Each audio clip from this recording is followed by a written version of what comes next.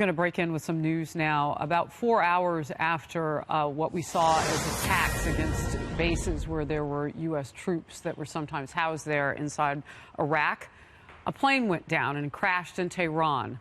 And they've been looking at the cause of what might have happened. That crash of that Ukrainian airliner now is breaking news. National security correspondent Jennifer Griffin now live at the Pentagon with what may have happened, Jennifer.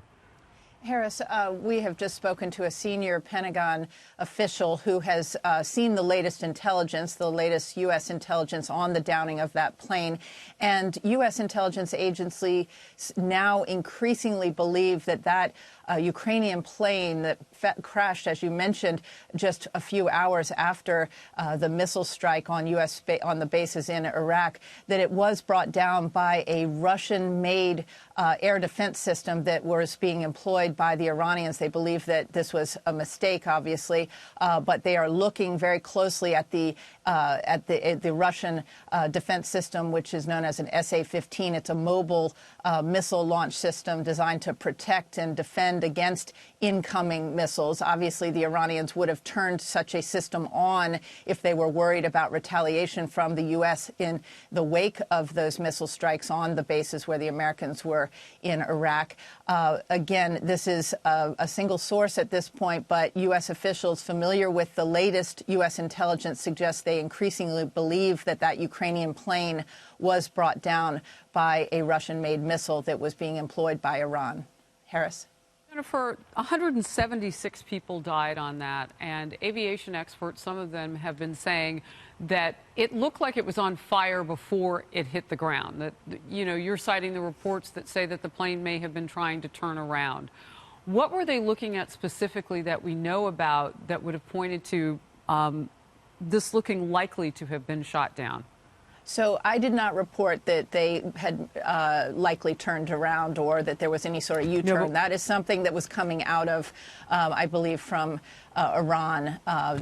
Those are Iranian officials who've been saying that. What I am saying is that from the Pentagon, U.S. officials believe that an Iranian anti-missile defense system, a Russian system known as an SA-15. Again, we can't confirm the exact make of the Russian-made system, but they are the type of anti-missile systems that the Iranians would employ and do have in their arsenal.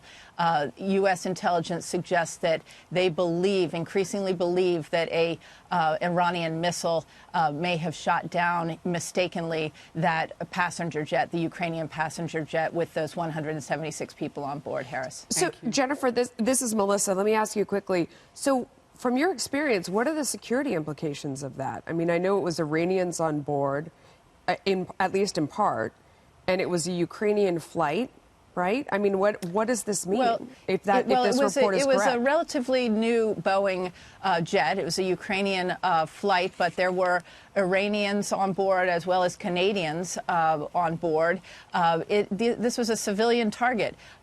If, in fact, this bears out in terms of the evidence on the ground. I mean, there are photographs circulating that suggest that parts of that missile defense system are seen in these photographs. If those are true, in addition to what the Pentagon would be doing in this circumstance, just to tell you how this works, the National Geospatial agency, which has our satellites, they are able to look for any sort of heat signature from a missile being fired. And those satellites, they would be honing in on, if they knew where the Iranians had deployed those missile defense systems, they would have been looking in the last 24, 36 hours at the heat signature to see if any sort of missiles had been fired.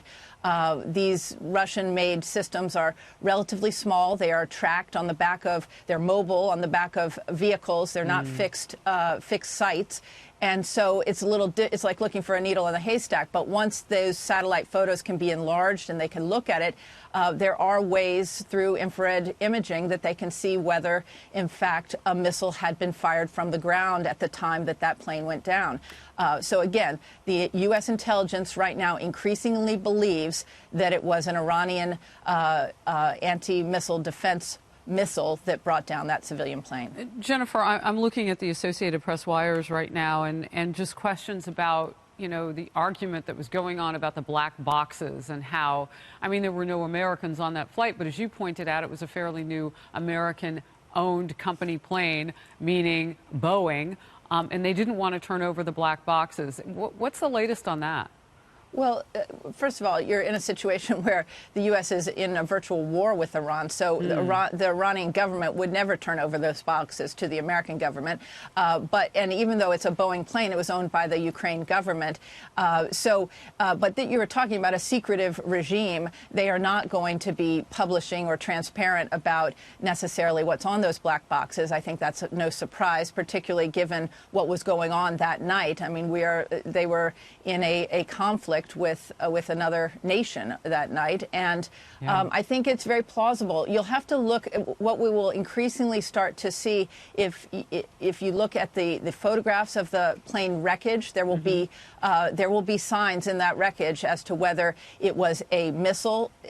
Depending on the way in which the exterior of that plane bends, you will know if it was an explosion from the inside of the plane or coming from the outside. And I think what we're seeing now is increasingly suspicions that it was a missile that struck from outside the plane, based on some of the evidence that's appearing and being analyzed by U.S. intelligence agencies. Jennifer, it's Kennedy. I have a quick question. On the night of the missile attack, the FAA had suspended flights over Iran, Iraq, and the Persian Gulf. Now we see, for very obvious reasons. How far does that extend, and does the FAA discuss these decisions with other international oversight bodies? Well, again, I think an FAA alert such as that is to warn, all the neighboring nations and civilian airliners not to take off, given the unknown of what they thought would be flying through the air at that night. That was an alert, but it is up to those host nations and the airliners themselves to abide by that warning. It's simply a warning by the FAA, and this was a plane taking off from Tehran, and it's not clear whether they even received that information in time. So, again, a lot of questions. The Ukrainian National Defense Secretary has put out a statement suggesting that they are increasingly believing that but this plane was brought down by a missile. So more to come, but right now there has been a shift in thinking in the U.S. Intelligence services. We just spoke to a senior Pentagon official who says they increasingly believe that it was a Russian-made missile in Iran's arsenal that brought down that plane. Jennifer Griffin, thank you so much for your terrific reporting as always.